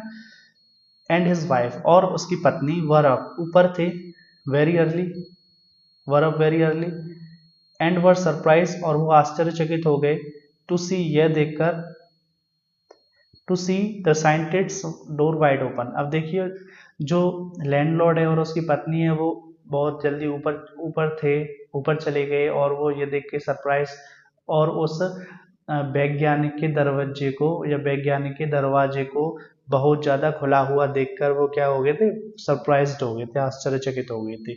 यूजुअली, और वो आश्चर्य कैसे हो गए थे, देखो usually it was shut and lock, आमतौर पर इसको अगर देखा जाए it was shut and lock, तो ये शट बंद रहता था और लॉक रहता था, यानी कि इस पे ताला लगा हुआ रहता था। एंड और he was furious if anyone entered his room, he was furious, मतलब ये जो रूम है ना वो किसका है, वो वही उसी का है, साइंटिस्ट का। और वो इस चीज़ को देखकर वो आश्चर्यचकित हो गई कि जो वो साइंटिस्ट का जो कमरा है वो तो उसका दरवाज़ा पूरी तरीके से खुला हुआ है, और आमतौर से अगर देखा जाए ये बंद रहता था और उस पर ताला लगा हुआ रहता था। And and he was furious, और वो गुस्सा हो जाता था, if anyone entered his room, अगर कोई व्यक्ति उसके कमरे में अंदर चला जाए तो वो क्या हो जाता था, फ्यूरियस, बहुत नाराज या क्रोधित हो जाता था। The opportunity seemed too good to be missed, तो जो अपॉर्चुनिटी मौका था वो ऐसा लग रहा था, टू गुड बहुत अच्छा, टू बी मिस्ड, यानी कि जो मौका था वो बहुत ही अच्छा था कि उसको मिस नहीं किया जा सकता। जैसे सपोज करो पहले क्या होता था, वैज्ञानिक का कमरा बंद रहता था और लॉक रहता था, तो वो लोग ये देखते हैं कि जो वैज्ञानिक है ना उसका कमरा अभी खुला हुआ है, तो ये अच्छा मौका है कि हम उसमें चले जाएं और चेक कर लें कि जो साइंटिस्ट अंदर क्या करता है, ठीक है, वो चेक करना चाहते थे उसके रूम को नॉर्मली। अब देखिए, दे पीप्ड राउंड द डोर, अब वे दरवाजे के चारों ओर देखते हैं, या वो दरवाजे में से होकर देखते हैं, ये भी सेंस ले सकते हैं यहाँ पे, वे दरवाजे में से होकर देखते हैं, मतलब वो हल्का सा दरवाजा खोलते हैं और वो देखने लग जाते हैं। सो नोबडी, उनको कोई भी नहीं दिखता है, एंड और डिसाइडेड टू इन्वेस्टिगेट, फिर वो फैसला करते हैं छानबीन करने का। The bed clothes were cold, जो बेड था, बिस्तर था, उसके जो कपड़े थे वो कैसे थे, वर कोल्ड, ठंडे हो गए थे। शोइंग दैट, ये दिखा रहे थे कि scientist must have been up for some time, तो जो वैज्ञानिक है वो कुछ ही समय पहले क्या हुआ है, जग गया है। एंड और stranger still the clothes and bandages that he always wore were lying about the room, stranger still, अब देखो इसका मतलब क्या है, स्ट्रेंजर स्टिल का मतलब होता है, यहाँ पे एक बात अजीब थी, द क्लॉथ्स एंड बैंडेजेस, जो बैंड कपड़े और जो पट्टियां, दैट की ही ऑलवेज वोर, जो हमेशा वो पहने रहता था, वर लाइंग अबाउट द रूम, कमरे में इधर उधर पड़ी हैं। अब देखिए जमीन का मालिक और लैंडलॉर्ड और उसकी पत्नी क्या करते हैं, जल्दी से ऊपर चले जाते हैं, और वो ये देख के सरप्राइज हो जाते हैं कि वैज्ञानिक का जो कमरा है वो पूरी तरीके से खुला हुआ है। आमतौर पर इसे देखा जाए तो वो बंद रहता था, ताला लगा हुआ रहता था, और वो क्रोधित हो जाता था अगर कोई व्यक्ति उसके कमरे में अंदर आ जाए तो, ठीक है। अब वो कमरा उसका खुला हुआ है तो वो ये कह रहे थे ये मौका बहुत अच्छा है, उसके कमरे को चेक कर लिया जाए, ठीक है। और वे हल्का सा दरवाजे को खोल के वो वहां से झांकते हैं और वो देखते हैं उस अंदर कोई नहीं है, तो वो फैसला करते हैं इन्वेस्टिगेट करने का, छानबीन करने का। और जो बेड क्लॉथ्स थे वो कैसे थे, ठंडे पड़ गए थे, यानी कि जो भी बेड बिस्तर भी जो भी वहाँ पे है, डबल बेड वगैरह सिंगल बेड जो भी होगा, उसके जो कपड़े थे, जैसे रजाई वगैरह होती है या बेड वगैरह होता है, जो भी थे वो ठंडे हो गए थे। और ये पता चल रहा था कि साइंटिस्ट ना थोड़ी देर पहले ही जगा है। और एक वहाँ पे अजीब बात ये थी कि जो कपड़े वो पहने रहता था और जो पट्टियां वो पहने रहता था वो कमरे में इधर उधर पड़ी हुई हैं, ठीक है। आगे देखते हैं।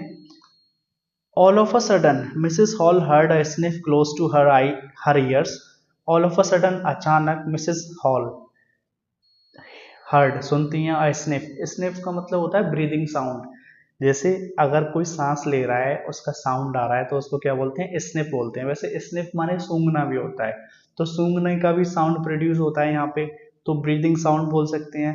तो अचानक मिसेस हॉल क्या करती हैं, अपने ही बिल्कुल पास में, अपने कान के पास में एक स्निफ को सुनती हैं, ब्रीदिंग साउंड को सुनती हैं। अ मोमेंट लेटर, थोड़ी ही देर बाद, the head on the bed post left up and dashed itself into her face. A moment later, थोड़ी देर बाद, द हेड, टोपी, on the bed post. Bed post क्या होती है?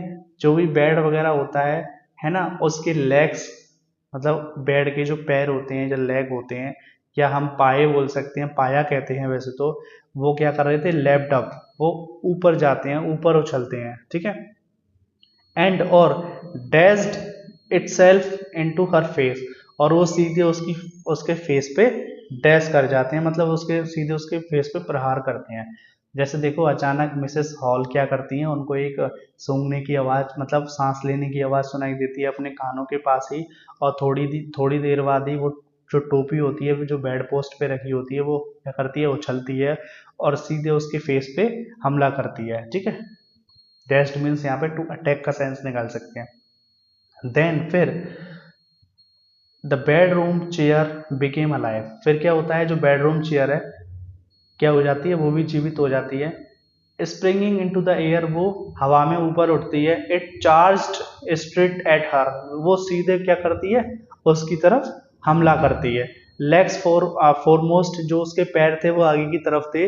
सपोज करो अगर कुर्सी कमरे में रखी हुई है और any one standing on the door, at the door sorry, तो यहाँ पे क्या होता है? जो कुर्सी के जो लेग होते हैं वो कहाँ पे होते हैं? ज़्यादातर फ्लोर पे होते हैं। अब वो कुर्सी क्या करती है? ऊपर की ओर उठती है, हवा में उठती है ना। फिर क्या करती है? वो सीधे उसकी तरफ हमला कर देती है, ठीक है। चार्ज स्ट्रेट एट हर, और जो उसके पैर थे कुर्सी के, वो उसी की तरफ थे जिस पे वो हमला कर रही थी कुर्सी। As she and her husband turn away in the terror, turn away मतलब दूर हो जाते हैं। जैसे ही वह और उसका हस्बैंड, वह और उसका पति दूर हो जाते हैं डर से, the extra ordinary chair pushed them both out of the room, तो जो एक्स्ट्रा ऑर्डिनरी चेयर मतलब असाधारण जो कुर्सी थी, पुश्ड धकेल देती है, देम उनको, बोथ बाहर, उन दोनों को बाहर धकेल देती है। आउट मीन्स बाहर, ऑफ द रूम मीन्स कमरे से। तो जो एक्स्ट्रा ऑर्डिनरी चेयर थी उन दोनों को कमरे से बाहर धकेल देती है। एंड देन और फिर appeared to slam and lock the door after them. अब अपीयर्ड ये, और फिर ये दिखाई पड़ता है, टू स्लैम, स्लैम का मतलब बंद कर देना, टू शट का सेंस होता है बंद कर देती है, एंड लॉक दरवाजा shut, to slam and lock the door after them. अब देखो यहाँ पे वो एक्स्ट्रा ऑर्डिनरी चेयर क्या करती है? उनको धकेल के बाहर कर देती है कमरे से, और फिर क्या होता है? ये दिखाई पड़ता है कि उनको, उनके बाहर जाने के बाद जो कमरा है वो लॉक हो जाता है और बंद हो जाता है। स्लैम मीन्स बंद हो जाना। अब एक बार ऑल ऑफ अ सडन से दोबारा देख लेते हैं। अचानक क्या होता है? मिसेस हॉल को अपने कान के पास एक ब्रीदिंग साउंड सुनाई देता है। थोड़ी देर बाद वहाँ पे एक टोपी होती है बेड पोस्ट पे, पाया पे टोपी होती है, या लेग ऑफ अ बेड कह सकते हैं, ठीक है। तो पाया पे एक टोपी होती है, वो ऊपर उठती है और सीधे उसके चेहरे पे प्रहार करती है। किसके चेहरे पे? मिसेस हॉल के चेहरे पे। फिर क्या होता है? जो बेडरूम की चेयर है वो भी जीवित हो जाती है, वो सीधे ऊपर हवा में उठती है, वो ऊपर हवा में छलांग लगाती है और सीधे उस पर प्रहार कर देती है, ठीक है। और जो उसके पैर थे वो आगे की ओर थे। जैसे ही वह और उसका पति दूर चले जा वह और उसका पति क्या होते हैं? डर से दूर हो जाते हैं, और जो असाधारण सी कुर्सी है उन दोनों को कमरे से बाहर निकाल देती है। और उनके बाद क्या होता है? ये दिखाई पड़ता है कि डोर लॉक हो गया और बंद हो गया, ठीक है, अपने आप। अब देखिए, Mrs Hall almost fell down the stairs in hysterics. Hysterics, Mrs Hall almost, Mrs Hall लगभग, फेल डाउन नीचे गिर जाती हैं। फेल डाउन द स्टेयर्स, सीढ़ियों पे नीचे गिर जाती हैं। इन हिस्टरिक्स मतलब एक तरीके से बेहोश होकर, अनकॉन्सियस होकर वो नीचे गिर जाती हैं। वैसे हिस्ट्रिक्स का मतलब वैसे मिर्गी का सेंस निकलता है यहाँ पे। तो अब देखिए, अब देखो यहाँ पे इतना अजीब अजीब सा हो रहा है, कुर्सी उठ रही है, टोपी उठ रही है, और अपने आप ही डोर लॉक हो जाता है ना, उनको कोई धक्का दे के बाहर निकाल देता है। तो यहाँ पे ये सब क्या है? एक एक्स्ट्रा ऑर्डिनरी थिंग्स हो रही हैं। तो इन सब को देख के उनको क्या हो जाता है? डर भर जाता है उनके मन में। तो मिसेस हॉल लगभग स्टेयर्स मतलब सीढ़ियों पे गिर जाती हैं। क्या कहोगे? इन स्ट्रिक्स, एक तरीके से उनको चक्कर वगैरह आ जाते हैं या मिर्गी आ जाती हैं, जो भी सेंस निकाल सकते हैं। सी वॉज कन्विंस्ड, उनको पक्का विश्वास हो गया था, दैट की the room was haunted by spirits, कि जो कमरा है ना उसमें आत्माओं का बसेरा हो गया है, ठीक है। एंड और एंड दैट और कि the stranger had somehow cost these two enter into her furniture, और कि दैट की द स्ट्रेंजर उस अजनबी ने हैड समहाउ कॉज्ड, मतलब कॉज्ड मतलब कारण बनना होता है, एंटर इनटू फर्नीचर मतलब फर्नीचर में प्रवेश कर जाना। तो यहाँ पे ये सेंस निकाल सकते हैं, मिसेस हॉल को मिर्गी सी आ जाती हैं और वो सीढ़ियों पे गिर जाती हैं लगभग, है ना, और उनको ये पक्का विश्वास हो जाता है कि जो कमरा है ना उसमें आत्माओं का बसेरा हो गया है। और इन सब का कारण कौन है? इन सब का कारण है वो अजीब सा व्यक्ति, किसी भी तरीके से उसी ने इन आत्माओं को फर्नीचर में डाला होगा, ठीक है। My poor mother, my poor mother use to sit in that chair. अब सी मॉन्ड, मॉन्ड का मतलब विलाप करना या रोना, ठीक है। तो वो विलाप करते हुए कहती है, या वो रोते हुए कहती है, या वो रोती है या विलाप करती है कि मेरी जो बेचारी माँ थी उस कुर्सी पे बैठा करती थी, तो to think it should rise up against me now. अब वो ये सोच रही है कि ये it should rise up against me now, वो उठ के मेरी तरफ आ रही है। जैसे सपोज करो वो कुर्सी हवा में उछल के उसकी तरफ जा रही थी प्रहार करने के लिए, तो वो यही कह रही है, वो बिलाव करती है कि वो जो चेयर है ना उस पर मेरी मम्मी बैठा करती थी, बेचारी मम्मी बैठा करती थी। और वो ये भी सोच रही है कि ये कुर्सी अब मेरे पे ही प्रहार कर रही है ना, मेरे पे ही अटैक कर रही है। अब देखिए, the feeling among the neighbors was that the trouble was caused by witchcraft. But witchcraft or not, when the news of the burglary at the clergyman's home became known, the the strange scientist was strongly suspected of having a hand in it. अब देखिए यहाँ पे क्या होता है, feelings माने भावनाएं, among the neighbours पड़ोसियों की, पड़ोसियों के बीच में भावनाएं, वॉज दैट मतलब पड़ोसियों की भावना ये थी, दैट की the trouble was caused by witchcraft. Witchcraft means मतलब जादू टोना कह सकते हैं, कि पड़ोसियों की भावना ये थी कि जो परेशानी है ना वो किसी जादू टोने के कारण हो रही है, ठीक है। बट विचक्राफ्ट और नॉट, लेकिन जादू टोना था भी या नहीं, व्हेन जब द न्यूज ऑफ बगलरी चोरी की खबर at the clergyman's home became known, clergyman के घर में बिकेम नोन क्या हो जाती है, पता चल जाती है। तो जब चोरी की खबर क्लर्जी मैन के घर में सबको पता चल जाती है, the strange scientist was strongly suspected of having a hand in it.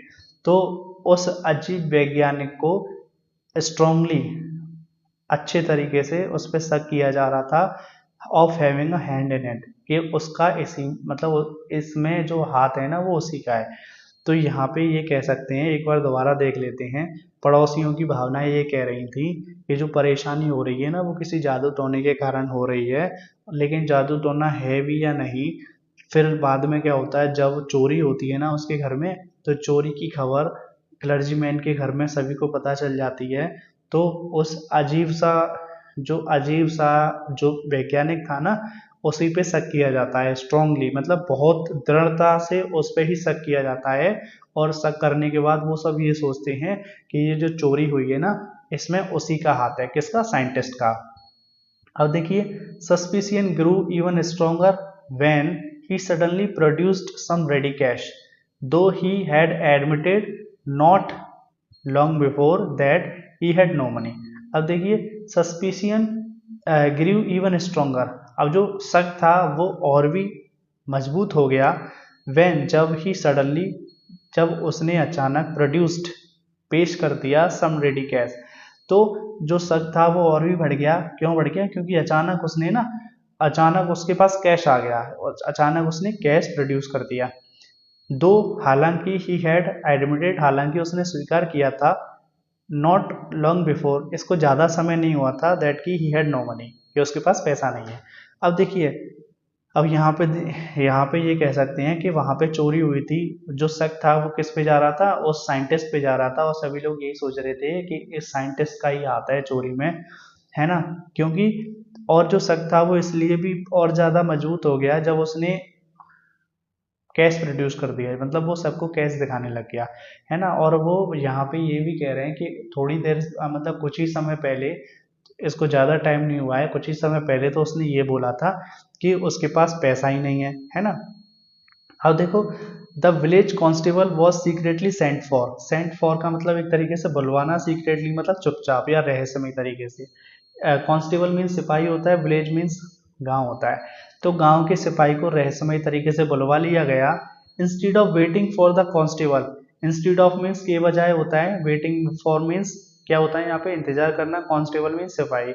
तो सिपाही का इंतजार करने के बजाय Mrs Hall went to the scientist, Mrs Hall scientist के पास जाती हैं, वैज्ञानिक के पास जाती हैं, who had somehow mysteriously appeared from his empty room, जो किसी भी तरीके से समहाउ किसी भी तरीके से रहस्यमय तरीके से अपीयर्ड मीन्स उपस्थित हो गया था उसके खाली कमरे में से। ठीक है, जैसे वहां पे क्या होता है, विलेज कांस्टेबल को चुपचाप बुलवा लिया जाता है और विलेज कांस्टेबल या उस सिपाही का इंतजार करने के सिवाय उन्होंने क्या किया, मिसेस हॉल ने वो सीधे साइंटिस्ट के पास चली गई और वो रहस्यमय तरीके से, साइंटिस्ट क्या होता है उस खाली कमरे से बाहर आ जाता है। क्योंकि पहले तो देखते हैं कि वो उस खाली कमरे में कोई भी नहीं है, मतलब अजीब अजीब सा हो रहा है, टोपी ऊपर आ रही है, उड़ रही है हवा में, या कभी चेयर हवा में उड़ रही है और मिसेस हॉल पे क्या कर रही है, वो अटैक कर रही है। तो पहले ये सब हो रहा था, पहले उसमें वो घर में नहीं था। तो अब यहाँ पे क्या होता है कि वो खाली कमरे से वो साइंटिस्ट आ जाता है, वो उसके पास जाती हैं।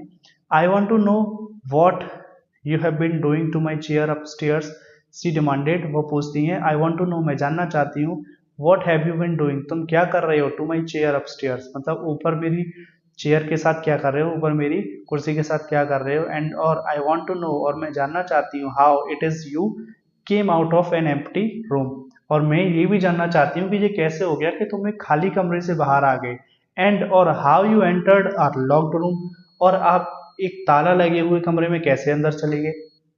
ठीक है, तो वो ये कह रही है कि तुम मेरी कुर्सी के साथ क्या कर रहे हो ऊपर, मैं जानना चाहती हूँ, और मैं ये भी जानना चाहती हूँ कि कैसे तुम एक खाली कमरे से बाहर आ गए और एक लॉक्ड रूम में अंदर चले गए। ठीक है, अब देखिए आगे क्या होता है। ये है यहाँ पे ग्रिफिन साइंटिस्ट, ये है यहाँ पे कांस्टेबल, और हो सकता है ये लैंडलॉर्ड है और ये उसकी पत्नी है, और ये जो है पीछे खड़े हैं वो कोई भी होंगे वहां पे। अब देखिए, the scientist was always quick tempered, जो साइंटिस्ट था वो हमेशा से ही तुनक मिजाज वाला था, जल्दी से गुस्सा हो जाने वाला व्यक्ति था। नाउ ही बिकेम फ्यूरियस, अब वो क्या करता है, गुस्सा हो जाता है। यू डोंट अंडरस्टैंड हु और what I am, you don't understand, तुम नहीं समझती हो कौन हूँ और मैं क्या हूँ। ही शाउटेड, वो चिल्लाता है, वेरी वेल, बहुत अच्छे तरीके से, आई विल शो यू, मैं तुम्हें दिखाता हूँ। अब देखो, जो वैज्ञानिक था वो बहुत जल्दी गुस्सा हो जाने वाला व्यक्ति था, और वो गुस्सा भी हो जाता है, और वो ये कहता है कि तुमको पता नहीं है मैं क्या हूँ और कौन हूँ। वो चिल्लाता है बहुत तेजी से, आई शो यू, वो कहता है कि मैं तुम्हें दिखाता हूँ मैं कौन हूँ, है ना। Suddenly he threw off his bandages, whiskers, spectacles and even nose, suddenly अचानक ही थ्रू ऑफ बैंडेजेस, तो वो पट्टियों को फेंक देता है, विस्कर्स मूछों को फेंक देता है, स्पेक्टिकल्स चश्मा को फेंक देता है, एंड और इवन नोज, और नाक को भी फेंक देता है। It took him only 1 minute to do so, और ऐसा करने में केवल उसको 1 मिनट लगा। The horrified people in the bar found themselves staring at a headless man, found, देखो स्टीयरिंग एट मीन्स घूरना होता है, हेडलेस मैन एक ऐसा व्यक्ति जिसका सर नहीं है, बार का मतलब यहाँ पे मधुशाला कहते हैं। सपोज करो अगर कोई भी व्यक्ति वाइन पीने जाता है, वाइन वगैरह बियर वगैरह पीने जाता है, मतलब ड्रिंकिंग करने जाता है, तो एक बार होता है, ठीक है, तो वहाँ पे इनमें भी कोई बार होगा, तो यही सेंस है यहाँ पे, मधुशाला कह सकते हैं। अचानक क्या होता है, वो अपनी बैंडेजेस को, विस्कर्स को, स्पेक्टिकल्स को और यहाँ तक कि नोज को भी फेंक देता है, और ऐसा करने में उसको 1 मिनट लगता है। हॉरिफाइड पीपल का मतलब होता है डरे हुए लोग, इन द बार, बार में, फाउंड देमसेल्फ, वो अपने आप को पाते हैं, steering at a headless man, वो किसको घूर रहे थे, एक हेडलेस मैन को घूर रहे थे, यानी कि वो लोग डर जाते हैं और वो उसको देखते हैं जिसका सर ही नहीं है, एक ऐसे व्यक्ति को देखते हैं। Mister Jaffer the constable now arrived, और मिस्टर जेफर्स जो कांस्टेबल हैं, सिपाही हैं, वो अब आ जाते हैं, and was quite surprise to find that he had to arrest a man without head. अब देखो, मिस्टर जेफर कांस्टेबल अब आ जाते हैं और वॉज क्वाइट सरप्राइज, और वो अत्यधिक आश्चर्यचकित हो जाते हैं, टू फाइंड, ये पाकर, दैट की he had to arrest a man without a head, कि उसको एक ऐसे व्यक्ति को गिरफ्तार करना है जिसका सर नहीं है। बट लेकिन Jaffer was not easily prevented from doing his duty, लेकिन जेफर को आसानी से नहीं रोका जा सकता अपने कर्तव्य को करने से। ठीक है। If magistrates warrant ordered a person's arrest, then that person had to be arrested with or without his head। अब देखो, मजिस्ट्रेट का मतलब न्यायाधीश वगैरह बोल सकते हैं, ये कोई अथॉरिटी है। ठीक है। तो वो ये कह रहा है अगर मजिस्ट्रेट के वारंट है, वारंट का मतलब क्या होता है, a legal document issued by the police और गवर्नमेंट अथॉरिटी। ठीक है। एक ऐसा डॉक्यूमेंट होता है या एक ऐसा ऑर्डर होता है जो किसके किसके द्वारा इशू किया जाता है, किसी बड़े पुलिस के अधिकारी के जो द्वारा या किसी मजिस्ट्रेट के द्वारा। तो वहाँ पे वो ये कहना चाह रहा है कि अगर मजिस्ट्रेट के वारंट हैं, वो ये आदेश देते हैं कि एक व्यक्ति को गिरफ्तार करना है, तो फिर क्या होगा, वो उस व्यक्ति को गिरफ्तार किया जाएगा। That person had to be arrested, उस व्यक्ति को गिरफ्तार किया जाएगा, चाहे वो सिर का हो चाहे बिना सिर का हो। ठीक है। अब देखिए, there followed a remarkable scene as the policeman tried to get hold of a man who was becoming more and more invisible as he threw off one garment after another। There followed a remarkable scene, वहाँ पे अजीब अजीब से दृश्य हो रहे थे। जैसा कि अगर देखा जाए, जैसे द पुलिसमैन ट्राइड, पुलिसमैन प्रयास कर रहा है, पुलिसमैन प्रयास कर रहा था to get hold of a man, ऐसे व्यक्ति को पकड़ने का, who was becoming more and more invisible, जो अधिक और अधिक अदृश्य होता जा रहा था। As he threw off one garment after another, और जो व्यक्ति था वो एक के बाद एक कपड़ों को उतारता जा रहा था। ठीक है।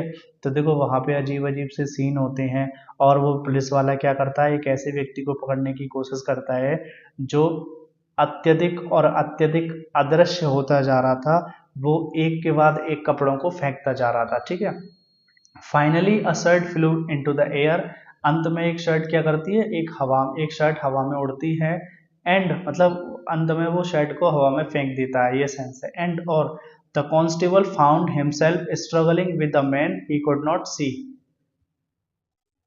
एंड और the constable found himself, constable अपने आप को पाता है स्ट्रगलिंग विद समवन, एक किसी व्यक्ति से स्ट्रगल कर रहा है या किसी ऐसे व्यक्ति से संघर्ष कर रहा है, ही कुड नॉट सी, जिसको वो देख नहीं पा रहा है एट ऑल, बिल्कुल। मतलब जो कांस्टेबल है, जो सिपाही है, वो ऐसे व्यक्ति के साथ स्ट्रगल कर रहा है, ऐसे व्यक्ति के साथ लड़ रहा है जो बिल्कुल दिख भी नहीं रहा है ना।